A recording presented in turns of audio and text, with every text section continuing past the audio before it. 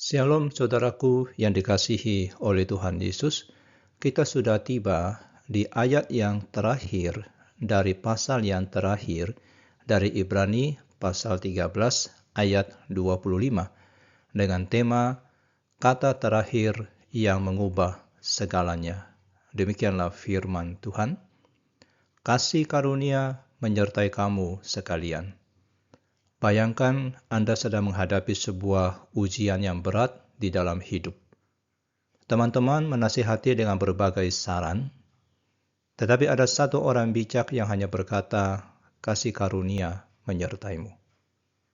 Kata-kata singkat ini justru yang paling Anda ingat dan yang memberikan kekuatan. Nah, itulah yang dilakukan penulis Ibrani di ayat terakhir ini.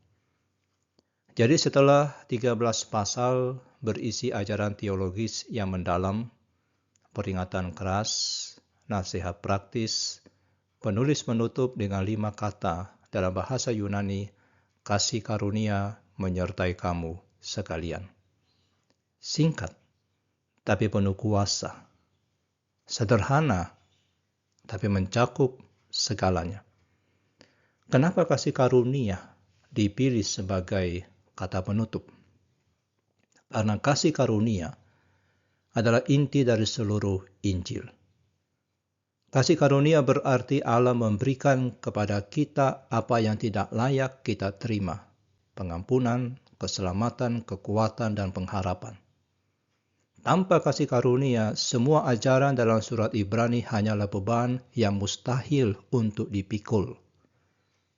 Tapi dengan kasih karunia, semuanya menjadi mungkin. Nah, kata sekalian di akhir ayat ini juga sangat penting. Berkat ini bukan hanya untuk yang kuat secara rohani, tapi juga untuk yang lemah. Bukan hanya untuk yang setia, tapi juga untuk yang sedang bergumul dengan keraguan. Bukan hanya untuk pemimpin, tapi juga untuk setiap anggota jemaat. Kasih karunia Allah tidak memilih-milih. Ia tersedia bagi kita semua. Saudara, apapun yang saudara hadapi pada hari ini, inilah kata terakhir yang perlu Anda dengar. Kasih karunia Allah menyertai Anda. Bukan karena saudara sempurna, tapi karena Allah adalah Allah yang penuh kasih karunia.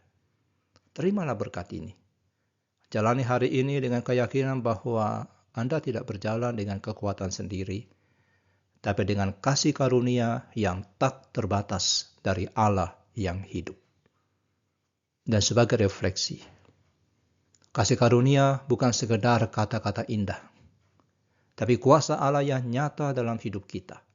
Sudahkah kita sungguh-sungguh mengandalkan kasih karunia-Nya setiap hari? Atau kita masih berusaha hidup dengan kekuatan sendiri? Biarlah kasih karunia menjadi nafas rohani kita. Mari kita berdoa. Tuhan yang penuh kasih karunia, kami bersyukur karena berkat-Mu tidak pernah habis dan tersedia bagi kami setiap hari. Tolong kami untuk tidak mengandalkan kekuatan sendiri, tapi senantiasa bergantung pada kasih karunia-Mu. Penuhi kami, penuhi hidup kami dengan kesadaran akan kasih-Mu yang tak terbatas. Di dalam nama Tuhan Yesus, kami berdoa. Amin.